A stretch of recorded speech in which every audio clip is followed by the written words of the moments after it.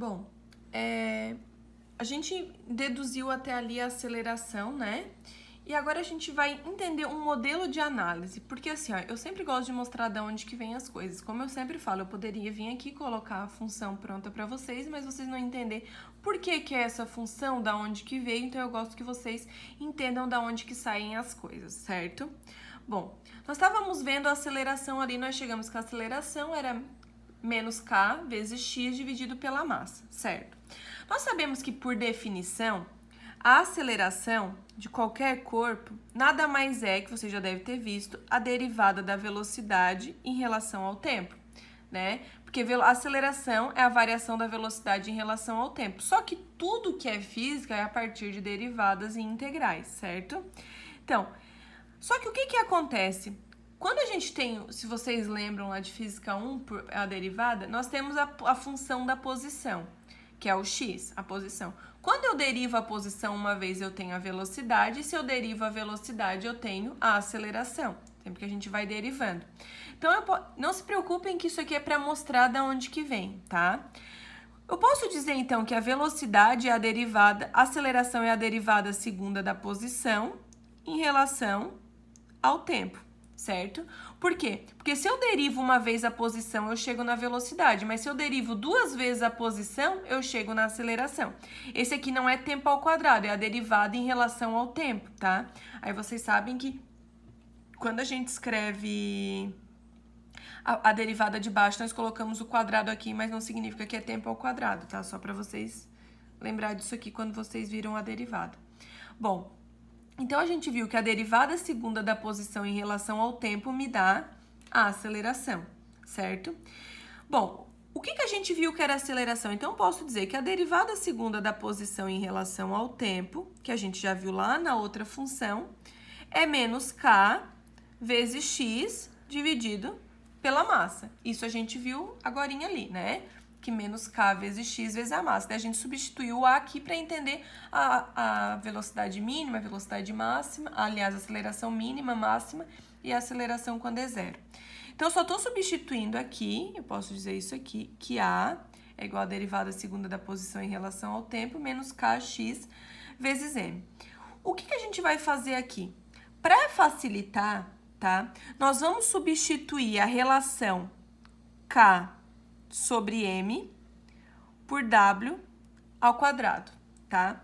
Porque quando a gente deriva, nós podemos substituir, fisicamente, a gente pode substituir por outras letras para facilitar o cálculo. Então, eu posso dizer que a relação de k sobre m é w ao quadrado. Isso não vai influenciar nada no meu cálculo, certo? É porque eu quero mostrar para vocês de onde que vem. Então, para facilitar, nós vamos substituir a relação k sobre m por w ao quadrado. Então, eu posso dizer o seguinte, nós temos aqui que a é igual a menos k vezes x sobre m, e eu posso dizer que isso aqui, a é igual a menos w ao quadrado vezes x, certo? Eu posso dizer isso. Eu posso dizer que a derivada segunda da posição em relação ao tempo é menos w ao quadrado vezes x. Porque eu substituí a relação k sobre m por x. Bom, nós precisamos encontrar funções, tá? Funções que eu derivo uma vez, eu tenho uma função e eu preciso uma outra função que eu derivando a segunda, ela retorne a função original. Por quê? Porque o que acontece? A gente precisa encontrar uma função dentre aquela lista de funções de derivadas que a derivada segunda seja exatamente igual à função original. Ou seja, eu derivo uma vez, eu tenho uma função, eu derivo duas vezes, eu volto a ter a função original, tá? Então, as funções trigonométricas, as funções seno e cosseno, elas têm esse comportamento. Se vocês lembram, quando vocês têm a função cosseno, vocês derivam, vira menos seno. Quando vocês derivam a função seno, ela volta a ser cosseno. Isso vocês devem lembrar lá de cálculo 1. Então, as funções trigonométricas seno e cosseno, elas têm esse comportamento onde Eu derivando a segunda vez, eu retorno a função original. E nós precisamos disso aqui. A gente precisa encontrar uma função que deriva a segunda vez e ela volta a ser a função original. Então, essa função é a função cosseno. Porque a função cosseno eu derivo uma vez, ela vira seno. Eu derivo seno, ela volta a ser cosseno, certo? Bom, então o que acontece? A nossa função que vai regulamentar o nosso movimento aqui vai ser a função cosseno. O que vai dizer esse nosso movimento aqui? Esse nosso movimento vai dizer que a posição de um corpo, dependendo do tempo, por quê? Porque a posição daquele sistema massa-mola, a cada intervalo de tempo, ele está numa posição diferente. Ora ele está na mais 10, outra hora ele está na 5, outra hora ele está na 0, depois ele está na menos 5, na menos 10, e ele vai estar sempre oscilando. A cada intervalo de tempo, ele vai estar numa posição diferente. Então, eu posso dizer que o quê? Que a posição em relação ao tempo vai depender da posição original dele, que vai ser o máximo que eu vou deslocar, que nós vamos chamar de A. Esse A é o máximo deslocamento dele positivo. Vai depender da função cosseno de um determinado ângulo, certo? Função cosseno de um determinado ângulo. Quem vai ser esse nosso ângulo? Esse nosso ângulo vai ser A cosseno. Nós vamos dizer que, porque esse nosso ângulo aqui ele tem que depender do tempo, porque a minha função aqui depende do tempo. Vai ser A cosseno de W vezes T mais φ. Esse φ aqui nós vamos chamar de fase. O que acontece aqui?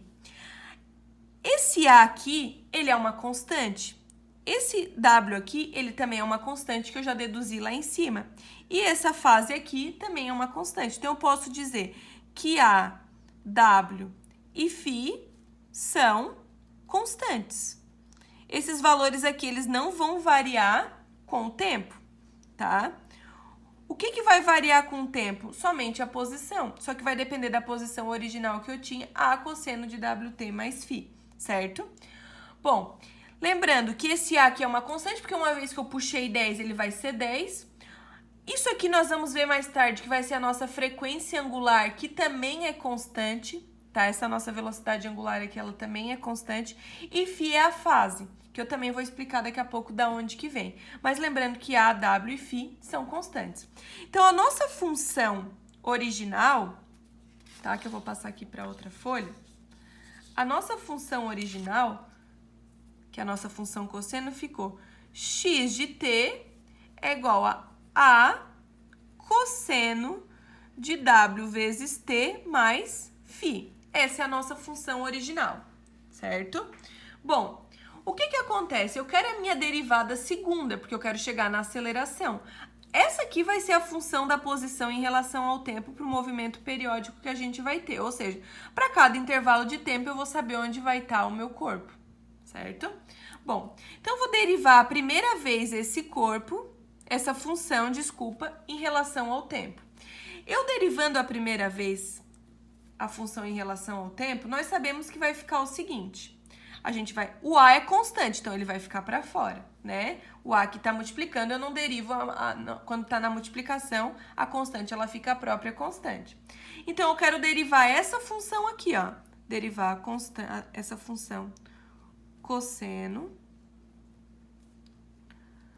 de W vezes T mais φ, essa função aqui, em relação ao tempo.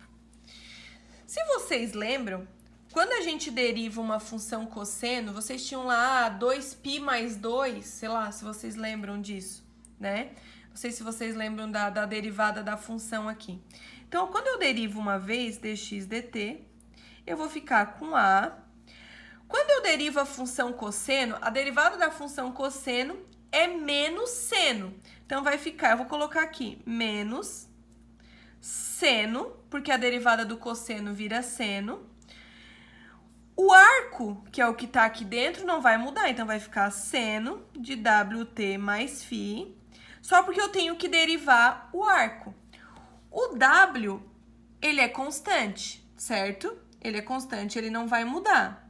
Então, se ele não vai mudar, vai ficar... O que vai sobrar aqui?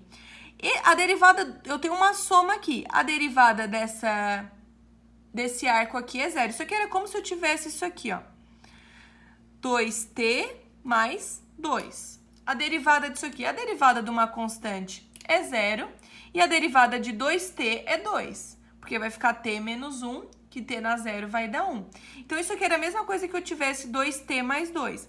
Então, se eu derivar isso aqui, 2t mais 2, nós vamos e eu comparar com essa aqui, com wt mais φ, isso aqui seria 2. O meu 2 seria o meu w, então isso aqui ficaria w vezes w. Então, a minha derivada primeira da posição em relação ao tempo, certo? Vai ficar menos a vezes w vezes seno de wt mais φ. Então, essa aqui seria a minha derivada primeira da posição em relação ao tempo. E nós sabemos que a derivada primeira da posição em relação ao tempo nada mais é que a velocidade. Quando eu derivo uma vez a posição em relação ao tempo, eu tenho a derivada da velocidade. Bom, agora eu quero fazer a derivada segunda. Eu já derivei uma vez essa e eu vou derivar mais uma. Então, nós vamos ter a derivada segunda da posição em relação ao tempo. A minha função, aqui era a minha função original. Aqui seria a minha derivada primeira, agora eu vou derivar mais uma vez. Esse a e w são constantes, como nós já vimos, então não vai mudar. Menos a vezes w não vai mudar, certo? A derivada da função seno volta a ser cosseno. Então, vai ficar cosseno. Mais uma vez, o arco ali não mexe, mas eu preciso derivar o arco mais uma vez. Essa derivada do arco é a mesma que essa. Wt mais φ, que vai sobrar w. Então, vezes w. Então, a derivada segunda da posição em relação ao tempo ficou menos a, certo? W ao quadrado, porque vai ficar w vezes w, cosseno de w vezes t mais φ. Observem o seguinte, nós temos aqui a derivada segunda da posição em relação ao tempo. A nossa função original, que era a e esse cosseno aqui, voltou a ser exatamente a vezes cosseno. Certo? Então, nós voltamos a ter a mesma função, que era a função cosseno. O que acontece que vocês podem perceber aqui? Que a gente tinha na função original. Nós tínhamos na função original isso daqui. Ó, aqui. A derivada segunda da velocidade da posição em relação ao tempo era menos w ao quadrado vezes x. A função cosseno foi a função só para nós interpretarmos. O que acontece? A derivada segunda da posição em relação ao tempo é menos a vezes w ao quadrado, que seria o nosso x, que é a mesma coisa. Então, essas funções aqui, ó, elas são iguais, ó. Derivada segunda da posição em relação ao tempo, menos w ao quadrado vezes x. Derivada segunda da posição em relação ao tempo, menos a w ao quadrado. E o meu a é o meu x, se vocês lembram lá, né, do desenho do vídeo anterior. O que a gente pode concluir? Eu precisava ter uma função, óbvio. A gente precisava ter uma função para derivar. Então, a nossa função cobaia foi a nossa função cosseno, que já era a original e ela voltou a ser aqui na derivada segunda.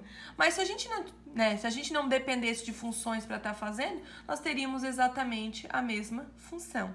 É isso que eu queria mostrar para vocês, certo? Que a nossa derivada segunda é exatamente a nossa função original. E é dali que a gente saiu aquela nossa aceleração, certo? Então, todas as funções